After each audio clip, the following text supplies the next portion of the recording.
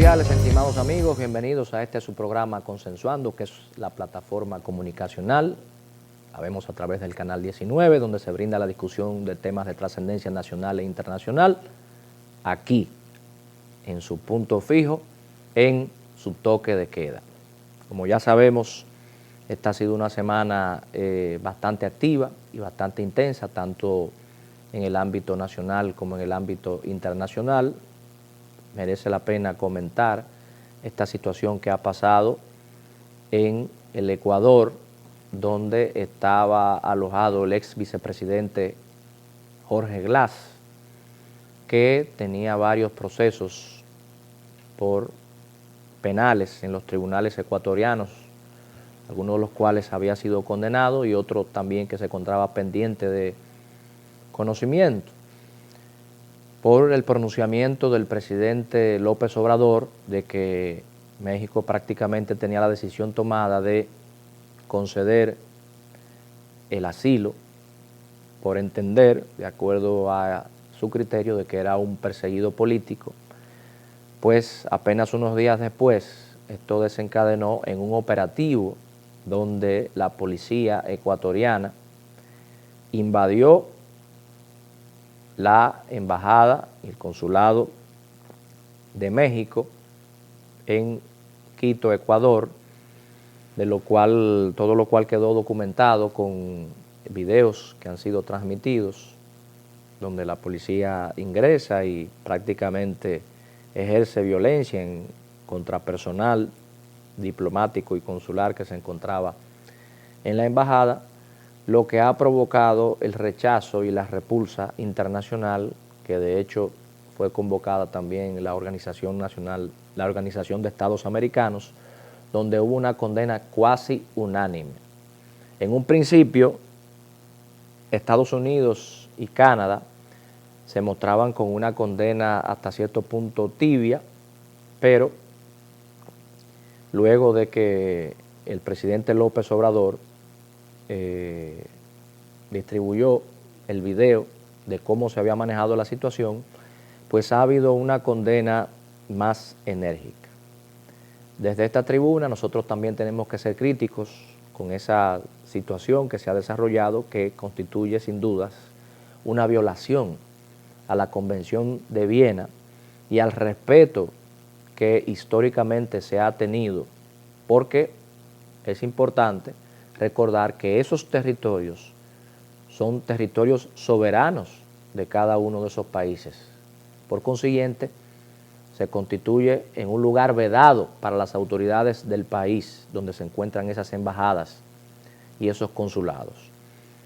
En el caso de que las autoridades ecuatorianas no estuvieran de acuerdo con ese asilo, pues sencillamente tenían que tener la misma política que se tuvo con el caso de Julian Assange, que duró varios años en la embajada, pero nunca en ningún momento se violó ese territorio de la embajada o el consulado del Ecuador en Londres, sino que al haber un cambio de gobierno, cuando llegó el presidente Lasso, les retiró la protección y entonces ya ahí no hubo otra alternativa y Assange pues fue apresado por las autoridades londinenses. Muchas personas afirman, y no sin razón, de que se acerca un proceso político electoral en el Ecuador y el presidente del Ecuador, el presidente Noboa, quería hacer una demostración de fuerza que le pudiera traer réditos electorales. Pero no obstante, que estos son ejercicios que se estilan en la política de casi todos los países del mundo, entendemos que se llegó demasiado lejos, porque, tal como se ha afirmado, hasta los dictadores más despóticos se habían mostrado respetuosos de esa Convención de Viena. Entonces, el presidente Noboa, que es un presidente bastante joven, me parece que no llega ni siquiera a los 40 años, y todo luce indicar que quiere convertirse como en un nuevo Bukele. Pues Bukele es posiblemente el presidente más popular o de los tres más populares que tiene el mundo, y ha tomado muchas decisiones que en algún momento, como por ejemplo esa de que autorizó que fuerzas militares ingresaran al Congreso del Ecuador, que se vieron con ciertos tintes, si se quiere, cuasi dictatoriales. En este caso, el presidente Noboa, quizás apelando y entendiendo que ese estilo le iba a traer beneficio, pues ha excedido una raya, porque no es lo mismo ejercer cualquier tipo de acción que repercuta solamente en la política interna, que ya usted prácticamente ingresar, violar el fuero diplomático en una embajada o en un consulado que pertenece a otro país. Evidentemente que no va a provocarse una guerra armada por todo esto, pero es un diferendo que puede traer años para que se pueda resolver de manera definitiva. Yo diría que prácticamente va a transcurrir la presidencia del presidente Noboa y tiene que haber un cambio también en la presidencia de México y que hayan otros criterios para que esto pueda ser superado, porque la posición que tienen algunos es que Ecuador prácticamente admita su error y permita regresar al vicepresidente Glass, lo que es prácticamente un imposible. Entonces, ¿cómo enmendar lo que pasó? Yo no le veo una salida, por lo menos en el camino más breve. También en el ámbito internacional es importante comentar de que hubo una comisión de los partidos de oposición de la Alianza Rescate RD que se desplazó también a Washington en la OEA, donde fueron recibidos por una comisión. En principio se decía que era el secretario Almagro que lo iba a recibir, por cualquier razón que ahora desconocemos, no fueron recibidos. Ellos tuvieron la oportunidad de hacer los planteamientos de situaciones que se están desarrollando en el país, que ellos entienden que está impidiendo que se pueda hacer una competencia justa en el torneo electoral. La OEA, cuando estuvo aquí observando las elecciones, también en su informe presentó irregularidades y vicios que viene arrastrando la democracia dominicana desde hace años, desde hace décadas, que no por haber transcurrido tanto tiempo debe ser algo que nosotros debemos resignarnos, sino que tenemos que luchar en contra de todas esas fallas. Obviamente que ellos están buscando provocar algunas situaciones políticas en el país y el gobierno también pues se va a defender de esos argumentos, tal como está aconteciendo, pero desde aquí nosotros siempre abogamos porque nuestra democracia pueda ser una democracia que avance, que crezca, que progrese, que sea una democracia de mayor calidad. Así que reiteramos, no porque algo se haya repetido en el pasado, no significa que no tengamos que tener ese reto y ese desafío para que, aunque sea de manera gradual, podamos irlo mejorando.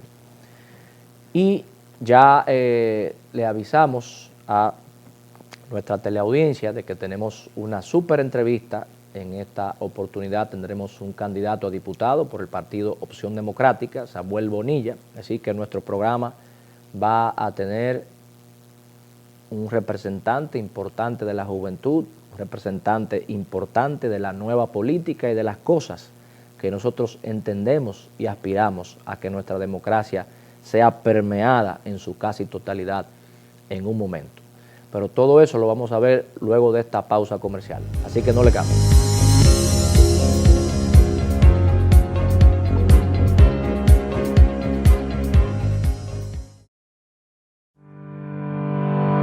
¿Necesitas una empresa enfocada en soluciones integrales de desechos sólidos? MTE Group es la solución.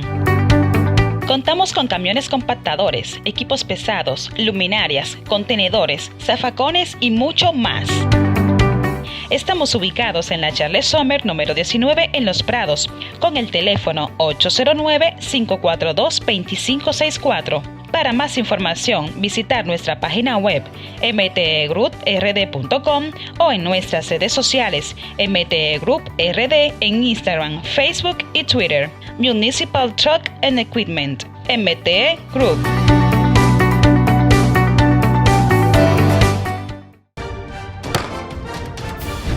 La Cámara de Diputados retomó esta semana su jornada de trabajo con la reunión de varias comisiones que estudiaron diferentes iniciativas, como la de Derechos Humanos, que estudió el proyecto de ley orgánica sobre la participación ciudadana y sus dispositivos de control. También se reunieron las comisiones de Asuntos Municipales, de Contratos y de Hacienda. Además, la Cámara de Diputados inauguró el Círculo de Desarrollo Gerencial, programa que tiene como objetivo proporcionar capacitación mensual a los funcionarios de la entidad, iniciativa organizada por el director de Recursos Humanos, Darwin Ovalles, y las secretarias generales administrativas y legislativa, Elvira Méndez e Ivonne Mota, respectivamente.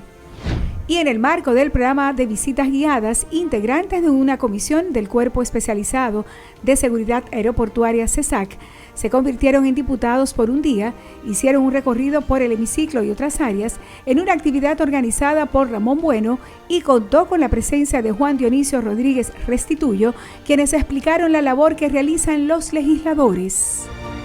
Cámara de Diputados de la República Dominicana. Jessica realizó su sueño ecoturístico con la ayuda de Expo Fomenta Pymes Banreservas.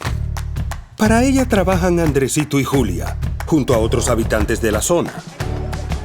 Los clientes de Jessica desean tanto aprender a surfear que Raquel llevó la escuelita que soñó a ser una hermosa realidad. Le pueden preguntar al piloto Luis Manuel, a quien le asignaron una nueva ruta de vuelo. O a Pilo, que ya sabe por dónde se le entra el agua al coco. Y Carmina hasta organiza una feria con los artesanos de la zona, en el parador que puso Virgilio. Luis Manuel, Pilo, Virgilio, Carmina, Raquel, Andrés, Julia y muchos otros se alegran porque Jessica acudió a Banreservas. Detrás de uno que avanza, hay muchos más echando hacia adelante. Banreservas, el banco de todos los dominicanos. Está muy bien hecho y se ve más limpio, que es más fácil caminar, las personas mayores y de inválidos y todo. Tiene más seguridad uno de caminar, porque es una cosa que es para beneficio de todos, sobre todo de la gente de la edad mía. Una cosa muy útil, muy útil. Ya viene haciendo una acera así, son cosas que son bien para todo el mundo. Y yo le agradezco a la Liga Municipal por haber hecho ese trabajo. Aquí en Cristo Rey nos sentimos muy agradecidos por la obra que ha hecho la Liga Municipal y el presidente Luis Abinader. Son respuestas del gobierno a través de la Liga Municipal Dominicana y los gobiernos locales para elevar la dignidad de la gente. Distrito Nacional. Evidencias del cambio. Liga Municipal Dominicana.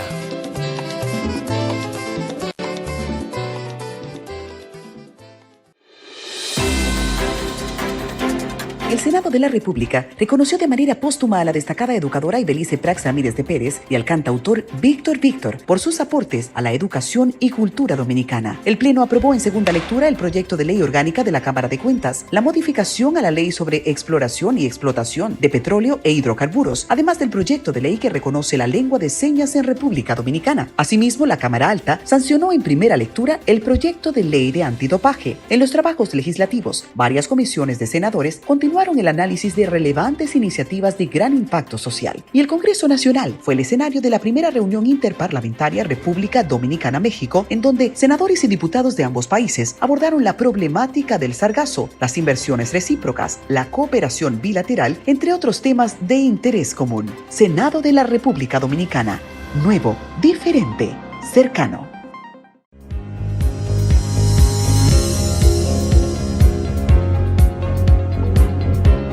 Por continuar con este su programa Consensuando, y tal como habíamos adelantado, en esta oportunidad tenemos un programa de lujo con un invitado de lujo que representa a la juventud, que representa a la nueva política, candidato a diputado por la circunscripción número 2 del Distrito Nacional, Samuel Mouriña. Encantado, gracias por recibirme.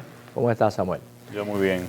Bien, siempre, aunque tú eres una persona conocida, porque tienes ya 10 años o casi 10 años involucrado en la política. Entendemos que siempre es importante dar la oportunidad a los televidentes de que sepan quién es Samuel Bonilla, cuáles son los antecedentes de Samuel Bonilla y lo que te ha traído hasta aquí.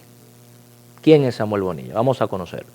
Bueno, digamos que yo me crié en una familia donde no habían políticos, pero definitivamente sí había una vocación social. Yo recuerdo a mi abuelo materno, dedicó su vida a ofrecer servicios médicos, específicamente dermatológicos, a personas sin recursos en todo el territorio. Él hizo de la lucha contra la lepra su misión de vida y fundó el Instituto Dermatológico y el Patronato de Lucha contra la Lepra. Entonces, desde muy pequeño, cuando yo veía que él decía, no le cobren, ya, digamos, eso generaba preguntas en mí, ¿por qué no le van a cobrar? ¿Qué es lo que pasa? Y poco a poco entendía que la vida que yo vivía no era la vida de todo el mundo y de que yo tenía un privilegio y ese privilegio era mío. Entonces me hacía muy consciente desde pequeño de que vivía en una sociedad muy desigual. Y bueno, decido entrar a la universidad y en la universidad estudié economía. Y la economía me hizo entender que esa realidad que vivimos, esa desigualdad, esos niveles de pobreza que abundan en la República Dominicana no son normales y que no podemos normalizarlo y que responden a decisiones que se vienen tomando a lo largo de años desde los espacios de toma de decisión, desde los espacios políticos. Entonces yo dije, bueno, yo quiero formar parte de esos espacios, yo quiero dedicarme a luchar contra esas injusticias. Entonces me gradúo de la Pontificia Universidad Católica Madre y Maestra aquí en Santo Domingo, donde fui el presidente del comité de estudiantes de la carrera, y me voy a Nueva York, a la Universidad de Columbia, donde estudio asuntos internacionales, pero más que por interesarme en los temas internacionales, era una maestría de políticas públicas que me daba mucha flexibilidad. Yo tenía un hambre de formarme en temas sociales y ahí tomé cursos de derechos humanos, de sociología, de antropología, de economía, de ciencias políticas. Y me fui dando cuenta también del potencial transformador que habita en el sistema educativo y que esa educación para mí era fundamental para mi propio proceso, mi trayecto profesional de vida y de que era fundamental para transformar la República Dominicana. Entonces, gracias a una beca, yo logro continuar mis estudios y me fui un año a California, a la Universidad de Stanford, donde estudié educación comparada internacional. Y ese es el tema al que yo le dedicaría y le he dedicado la mayor parte de mi vida, entender cómo podemos transformar el sistema educativo. Yo lo he dicho en muchas ocasiones, lo dije recientemente en el debate, todos los problemas importantes de la República Dominicana pasan por las deficiencias de nuestro sistema educativo. Y cuando regreso de California, que decido dar el paso formal a la política, yo digo, bueno, quiero hacer política, pero ¿cómo lo hago? ¿Dónde? ¿En qué espacio voy a militar? Y no encontraba un partido con el que me sintiera representado. Ya en ese momento yo coincidía con un grupo importante de personas, coincidí con José Horacio, coincidí con Minú, con Miguel Alejandro, y nosotros somos el tipo de personas que dicen, bueno, si no existe lo que queremos, lo creamos. Y en el 2014 nos abocamos a crear un instrumento político al servicio de la gente, y eso es Opción Democrática. Ya en ese momento nosotros veíamos, no te voy a decir que el colapso del sistema de partidos, porque no ha colapsado el sistema de partidos, pero sí veíamos el colapso del PLD. Faltaban 6 años para que el partido se dividiera, pero nosotros entendíamos que el pueblo merecía otro espacio desde donde participar y que no tenía que estar condenado a elegir entre males o simplemente tener 2 opciones y tener que decantarse por ellas, y queríamos ampliar el menú, garantizar que en todas las demarcaciones del país la gente tuviera por quién votar y que no votara en contra o por el menos malo, sino que se sintiera que estaba votando a favor de propuestas concretas, de proyectos, de causas. Y bueno, yo fui el primer secretario general de Opción Democrática en esa fase de construcción entre el 2014 y el 2018, pero pasadas las elecciones del 2016 yo tenía muchas preguntas y sentía que hacía falta también más profundidad en el diálogo político que había en la República Dominicana, y salgo de nuevo del país para hacer un doctorado en ciencias políticas, esta vez en Los Ángeles, y ahí estuve hasta enero del 2022, y entonces regreso. Y a mi regreso en enero del 2022 vuelvo de nuevo a insertarme en la política, ahora por primera vez como candidato. Y yo soy candidato en la circunscripción 2 del Distrito Nacional. ¿Qué tiempo fue que duraste en esa última etapa de estudio fuera? Yo estuve allá 4 años, entre el 2018 y el 2022. Y bueno, tengo un libro a medio escribir, que es mi tesis, que no he terminado. Y bueno, ya eso será un proyecto para después de las elecciones de mayo. Así que súper contento de estar aquí. Investigando un poco de tu trayectoria, vimos que has tenido oportunidad incluso de hacer trabajos en África. Sí. ¿De qué se trató ese trabajo? Cuando yo estaba estudiando en Nueva York, yo coincidí con la gente de Transparencia Internacional. Transparencia Internacional es la casa matriz de lo que aquí es Participación Ciudadana. Y en ese momento una profesora mía de Sociología del Desarrollo me dice, mira, hay una oportunidad de una consultoría con Transparencia Internacional para estudiar la corrupción en el sistema educativo en Ghana, un país en África Occidental. Y yo dije, chévere, fantástico, me encanta. Y entonces junto a un grupo de 3 otros estudiantes de la Universidad de Columbia, nos fuimos a Ghana a entender cómo el dinero se movía en el sistema. Y para resumir, a grosso modo, esa investigación que después sale en el reporte global de corrupción, esencialmente nos enfocamos en entender cómo las comunidades se podían organizar para luchar contra la corrupción dentro del sistema educativo. Y lo que nos dimos cuenta es del poder de lo colectivo, del poder de la organización. Por lo general, en las comunidades en Ghana, no solamente en Accra, en la capital, en todo el país de Ghana, se creaban como una especie de juntas de padres y madres. Pero las juntas que eran efectivas en sus reclamos frente al Ministerio de Educación de ese país no eran ni las juntas más pequeñas ni las más grandes, sino las juntas que se agrupaban con otras juntas y creaban como una especie de unión de juntas. Entonces eso es algo que yo creo que es un ejemplo que puede servir para la República Dominicana. En la circunscripción 2, por ejemplo, yo me he dado cuenta de la fuerza que tiene, por ejemplo, la Unión Poderosa, que es la unión de juntas de vecinos de la circunscripción 2. Tienen mucha fuerza en sus reclamos frente al Ayuntamiento del Distrito Nacional. Han logrado crear canales de comunicación entre la ciudadanía y la alcaldía en un país donde hay una distancia grande entre la ciudadanía y la política. Entonces, yo creo en el poder de la organización, en el poder del colectivo, y creo que hay mucho que podemos tomar de ese estudio. A propósito de esta pregunta que me sirve de preámbulo, porque veo que te identificas mucho con el tema de la educación y siempre se repite como un eslogan que la educación es la llave del desarrollo de los pueblos, es la vía a la libertad, es la vía al desarrollo, pero definitivamente los resultados en términos educativos en la República Dominicana están muy lejos de lo que nosotros quisiéramos. ¿Con qué sistema educativo tú crees que pudiera servir de ejemplo? Porque ahí está el caso de Singapur, está el caso de los sistemas escandinavos, de Finlandia, pero obviamente tiene que haber un ejemplo que tomemos para nosotros, que se pueda también, que sea asimilable para nuestra cultura, para nuestro temperamento, para nuestra idiosincrasia. Tú, con esos estudios que has realizado, ¿cuál tú crees que sería el curso de acción para nosotros ir mejorando esas estadísticas que son realmente muy, que no son positivas las que tiene el país desde el punto de vista educativo? Mira, más que un modelo, yo creo que nosotros tenemos que tomar elementos que tienen en común muchos de los sistemas educativos exitosos en el mundo. Por ejemplo, aquí siempre buscamos compararnos con Singapur, con Dinamarca, con Finlandia. Y lo que tienen en común muchos de esos países es que durante muchos años implementaron políticas que aumentaban los niveles de igualdad. No es lo mismo un muchacho que llega a la escuela con hambre, que llega después de haber caminado 1 hora para estar en la escuela, que vive en una casa con piso de tierra, a un muchacho que llega a la escuela en un carro con aire acondicionado o en una guagua que funciona con aire acondicionado, que está bien alimentado, bien nutrido. La disposición para estudiar es distinta.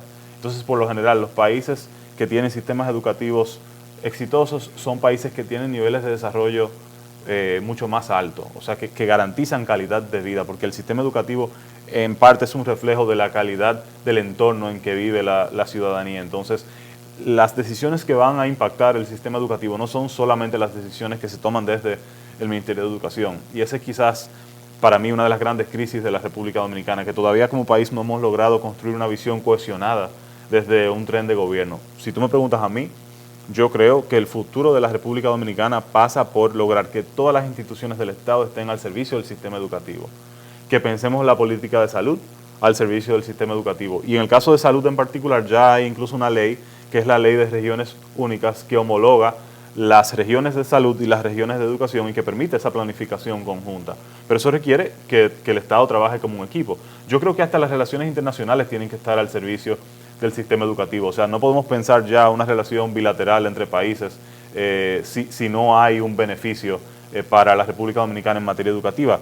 Yo siempre pongo el ejemplo porque a mí me gusta, por ejemplo, de Brasil. Brasil tiene universidades públicas muy buenas. Incluso allá, por lo general, las universidades públicas son las universidades de excelencia.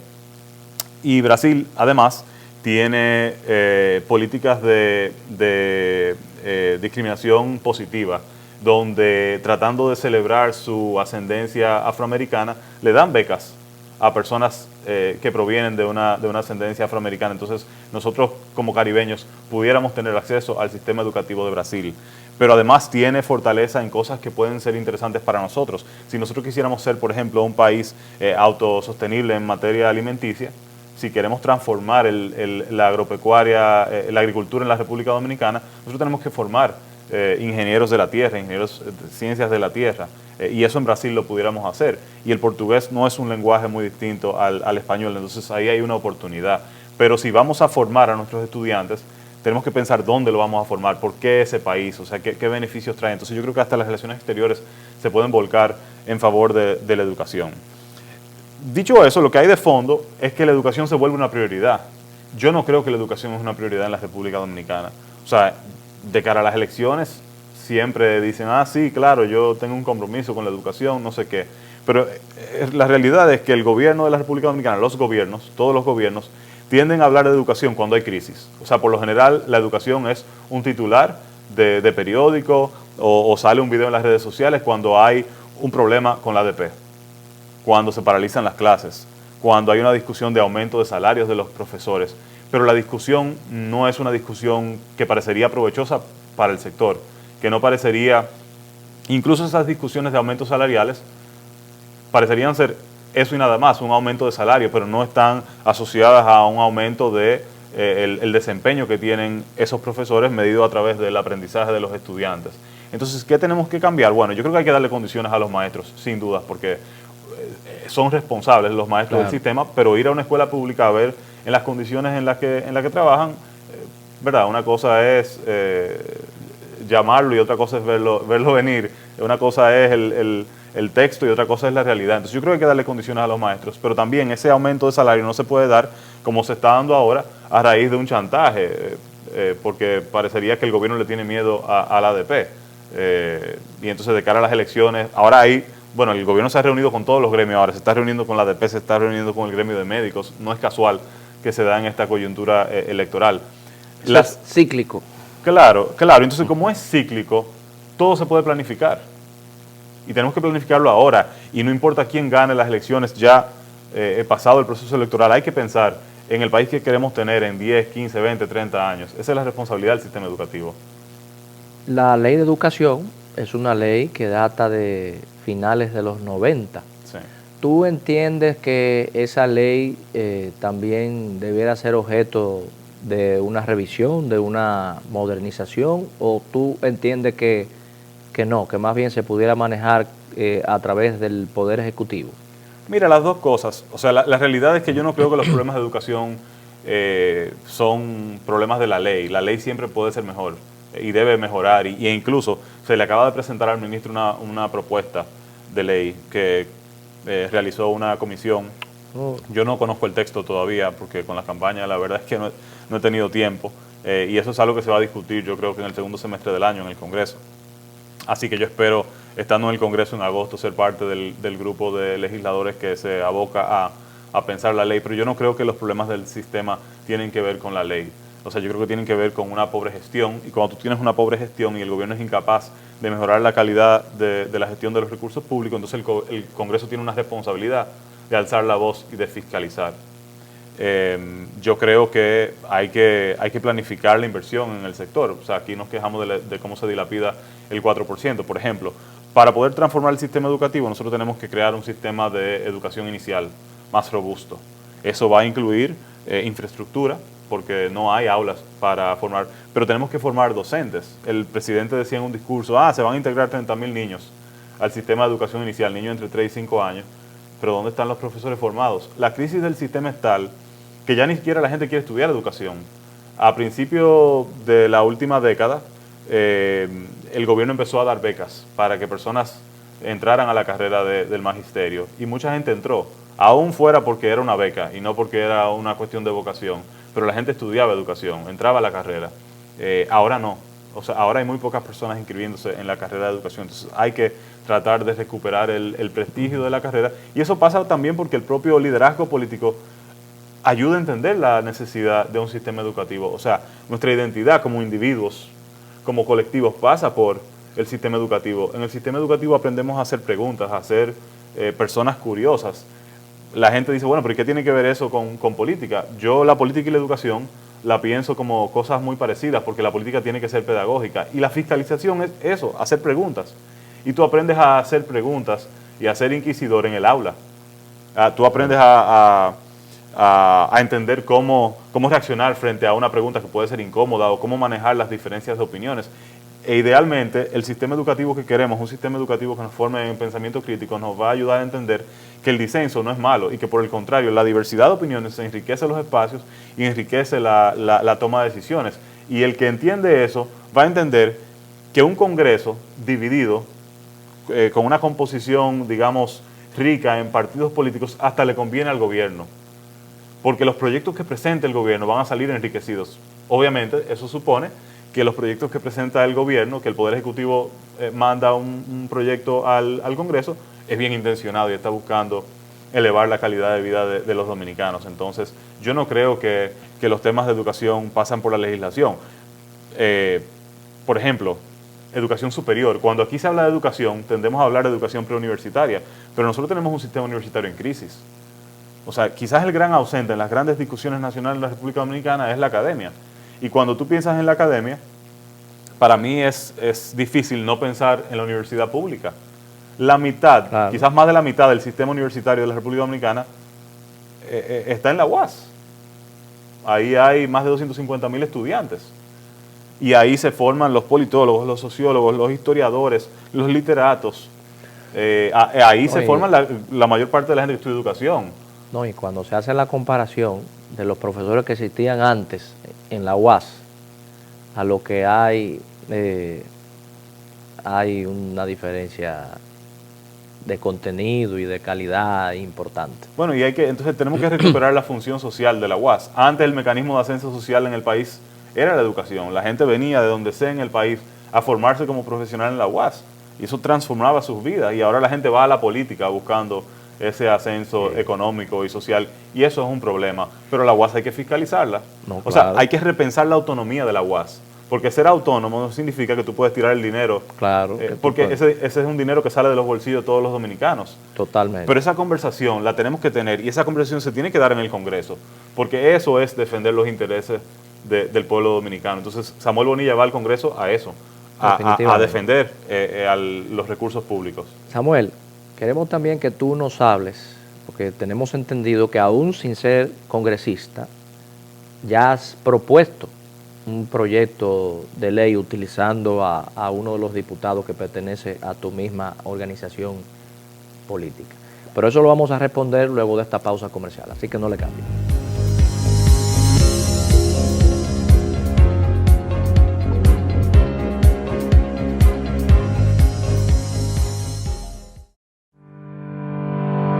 ¿Necesitas una empresa enfocada en soluciones integrales de desechos sólidos? MTE Group es la solución.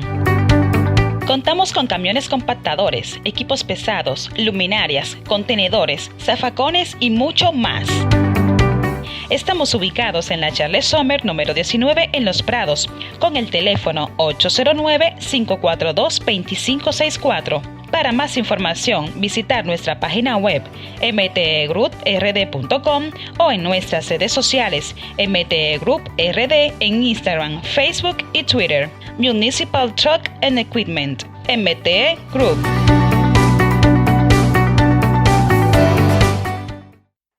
Jessica realizó su sueño ecoturístico con la ayuda de Expo Fomenta Pymes Banreservas. Para ella trabajan Andresito y Julia, junto a otros habitantes de la zona.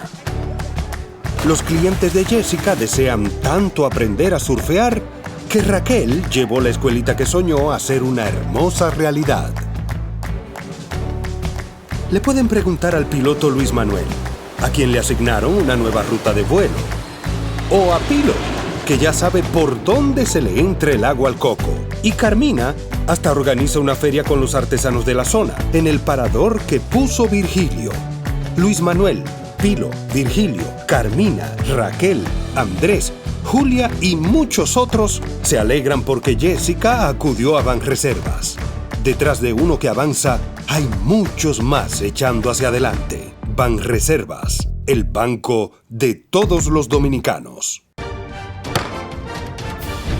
La Cámara de Diputados retomó esta semana su jornada de trabajo con la reunión de varias comisiones que estudiaron diferentes iniciativas, como la de Derechos Humanos, que estudió el proyecto de ley orgánica sobre la participación ciudadana y sus dispositivos de control.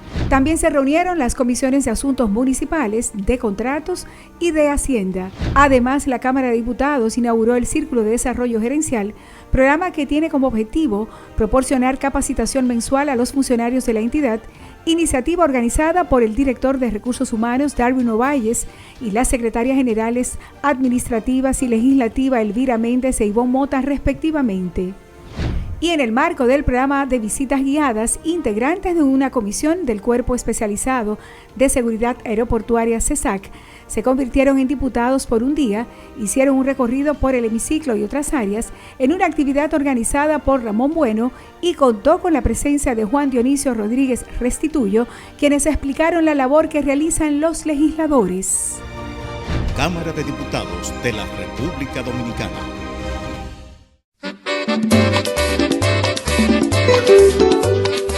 Está muy bien hecho y se ve más limpio, que es más fácil caminar las personas mayores y de inválidos y todo. Tiene más seguridad uno de caminar, porque es una cosa que es para beneficio de todos, sobre todo de la gente de la edad mía.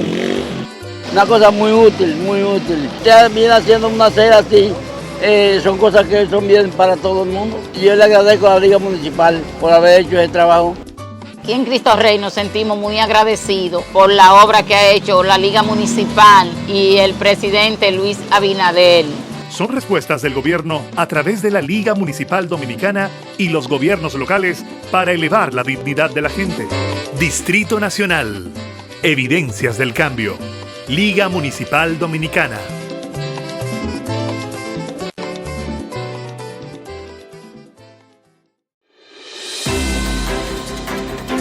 El Senado de la República reconoció de manera póstuma a la destacada educadora Ibelice Praxa Mírez de Pérez y al cantautor Víctor Víctor por sus aportes a la educación y cultura dominicana. El Pleno aprobó en segunda lectura el proyecto de ley orgánica de la Cámara de Cuentas, la modificación a la ley sobre exploración y explotación de petróleo e hidrocarburos, además del proyecto de ley que reconoce la lengua de señas en República Dominicana. Asimismo, la Cámara Alta sancionó en primera lectura el proyecto de ley de antidopaje. En los trabajos legislativos, varias comisiones de senadores continuaron el análisis de relevantes iniciativas de gran impacto social. Y el Congreso Nacional fue el escenario de la primera reunión interparlamentaria República Dominicana-México, en donde senadores y diputados de ambos países abordaron la problemática del sargazo, las inversiones recíprocas, la cooperación bilateral, entre otros temas de interés común. Senado de la República Dominicana. Nuevo, diferente, cercano.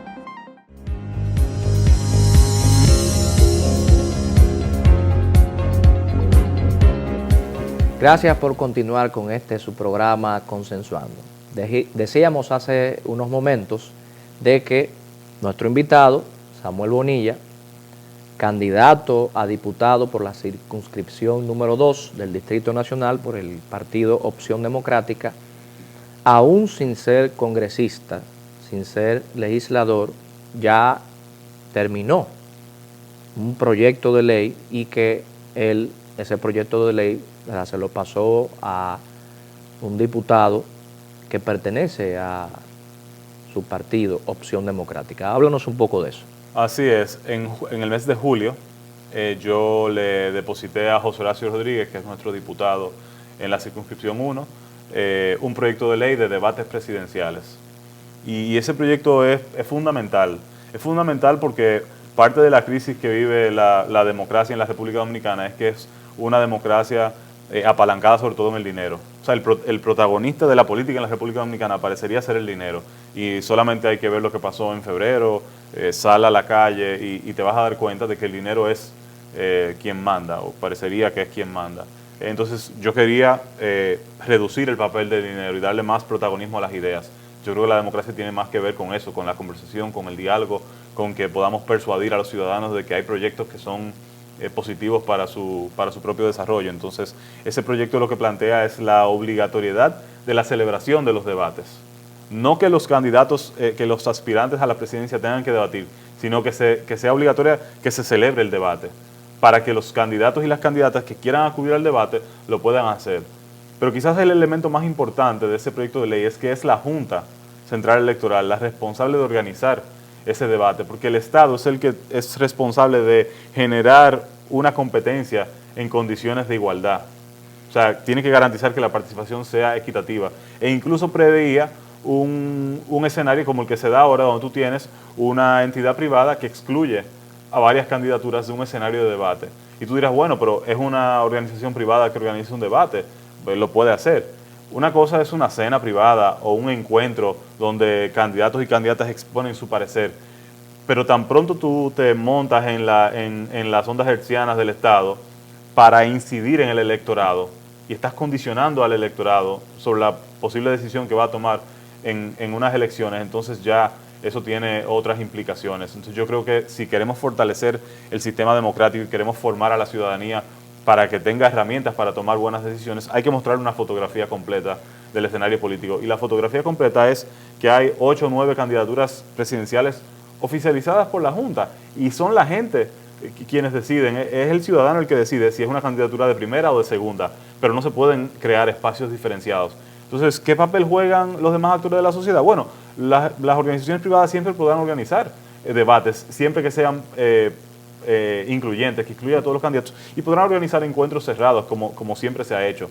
Pero los medios van a seguir siendo los moderadores de esos debates, aún sea la Junta que organice. Simplemente la Junta tiene que asegurarse de que sea un debate que incluya a todas las candidaturas. Yo tengo entendido, no sé si tú conoces, de que hubo una acción ante un tribunal de amparo a propósito de esas exclusiones que se dieron. Es decir, que perjudicaron incluso a algunos candidatos hasta de la misma alianza Rescate RD, en el caso de Miguel Vargas. Había visto en la prensa como que había un amparo y que fueron citados Ángel. ¿Tú conoces qué pasó realmente con el resultado de eso? No, yo no conozco los detalles, pero fíjate la importancia de ese proyecto. Opción Democrática es un partido pequeño y el debate es el espacio, o sea, por más breve que sea ese momento de debate, donde nosotros de repente competimos en igualdad de condiciones. Y en el debate las candidaturas de Opción Democrática han brillado. O sea, yo hace 3 semanas, casi un mes, tuve la oportunidad de pararme al lado de un diputado y contrastar mis ideas. Y por eso lamento que no estuvieran los demás incumbentes.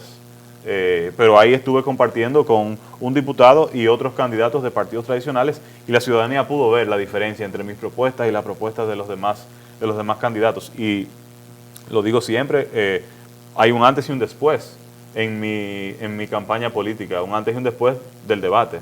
O sea, después del debate, mi participación en medios ha sido muy notoria, porque es casi como que yo nací como candidato político. Claro, claro. De lo contrario, no sé, hubiese sido mucho más cuesta arriba la campaña. Entonces, definitivamente los debates ayudan a equilibrar el terreno de juego. Pero digamos que la lección grande de todo esto es que nosotros tenemos que implementar mecanismos para nivelar el terreno de competencia. O sea, tenemos que reformar la ley de régimen electoral para que el sistema de financiamiento de los partidos sea más equitativo. Tenemos que trabajar las cuotas, tenemos que regular los medios, la participación en medios.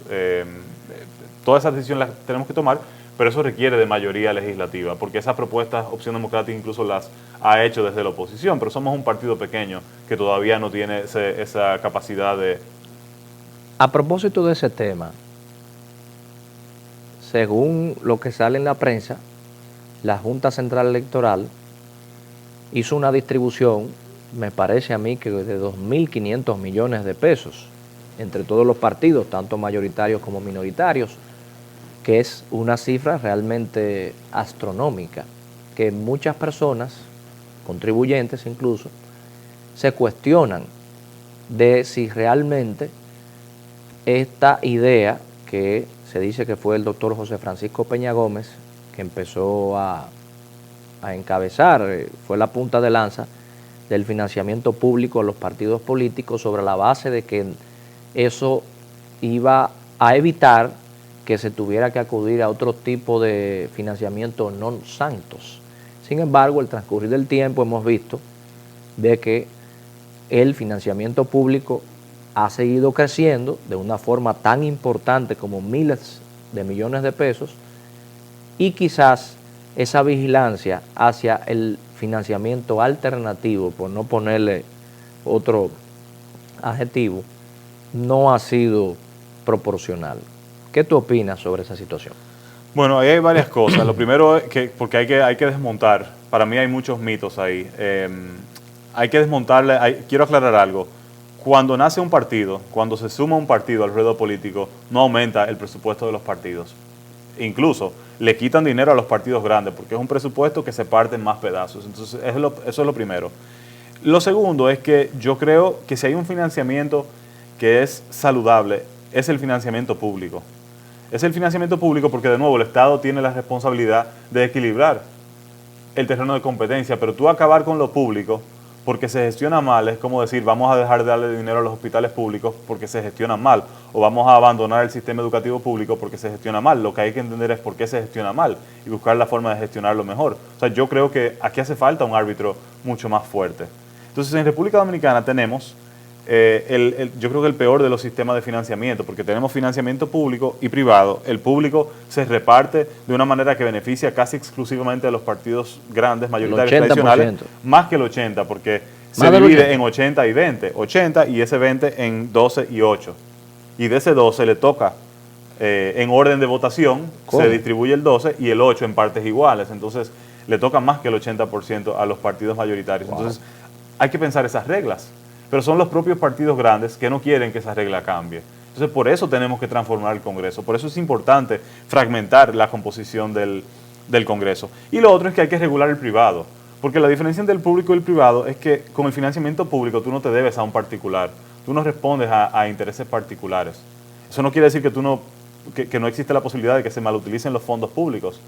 Pero cuando tú recibes dinero, y sobre todo cuando recibes cuantías de dinero grandes del sector privado, es mucho más probable de que tú te inclines a favorecer, a implementar políticas que respondan a esos donantes. Entonces, yo creo que en todo caso, si fuéramos a eliminar un tipo de financiamiento, debe ser el privado y mantener el público de una manera más equitativa. Y eso se ve en las democracias más robustas del mundo, como en los países europeos, por ejemplo. En Estados Unidos, tú tienes que elegir uno de los dos. Nosotros hemos heredado, o sea, yo también creo que eso es un ejercicio. Nosotros tenemos que dejar de hacer el copy-paste de países desarrollados, que por ser desarrollado no significa que todo lo que sale de un país desarrollado es conveniente para la República Dominicana. Nosotros, por ejemplo, heredamos muchas cosas del sistema capitalista de los Estados Unidos que no son convenientes para la República Dominicana. Lo que no quiere decir que yo no crea en la libre empresa, no.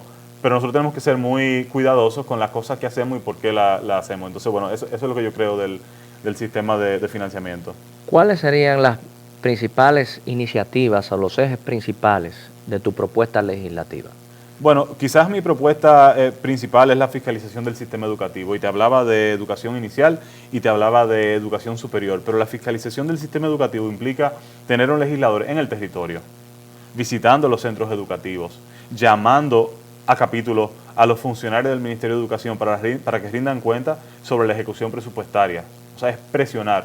No es hacer del Congreso un enemigo del Poder Ejecutivo, sino ser un defensor desde el Congreso de los recursos que van a un sistema educativo que nosotros sabemos que es importante para el futuro de los dominicanos y de las dominicanas, que hoy por hoy la mayoría de los jóvenes del país se quieren ir. Lo otro es que tenemos que legislar para ser un país resiliente frente a la crisis climática.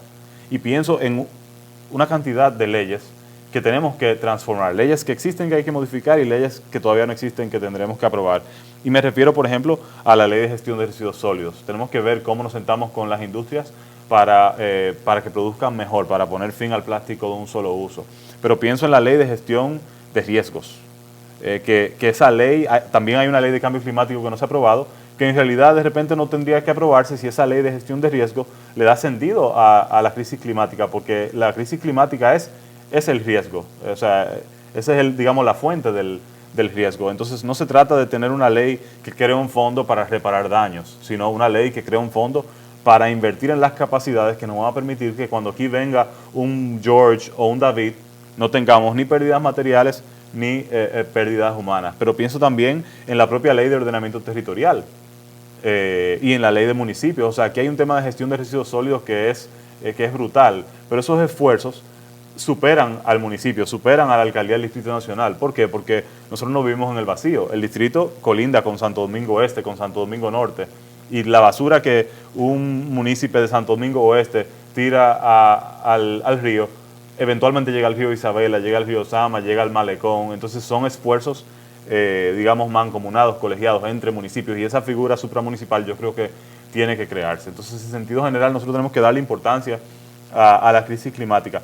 Pero para hacer todo eso posible, para darle garra al Congreso, para que el legislador pueda hacer su trabajo de fiscalización, yo también creo que hay que aprobar una ley de fiscalización que por demás la ordena la Constitución del 2010.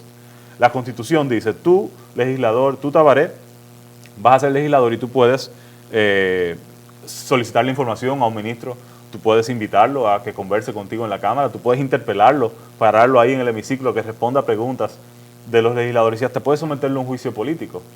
Pero la realidad es que si no hay una ley que reglamente esas atribuciones del legislador y que le dé un régimen de consecuencias, es poco lo que el diputado puede hacer. Por ejemplo, el diputado de Opción Democrática, José Horacio Rodrigo, ha sido yo creo que un caso ejemplar en materia de fiscalización, que siempre ha salido en defensa de los intereses del pueblo dominicano. Cuando matan al muchacho en el destacamento de Naco aquí, él invitó al director de la policía para conversar, para que le dijera qué pasó. No respondió al llamado. Entonces, ¿qué pasa si no responde? ¿Cuánto tiempo tiene para responder? ¿Qué pasa si no responde después de X días, 15 días, 20 días, qué sé yo? Entonces, somos un contrapeso, o sea, ¿es el Congreso un contrapeso? Y también me pregunto, por ejemplo, si debemos necesitar 2/3 partes del hemiciclo para interpelar a un funcionario. Yo creo que la interpelación tiene que ser un ejercicio más normal. O sea, que esa relación de poderes es casi imposible. Solamente se da cuando le conviene al funcionario.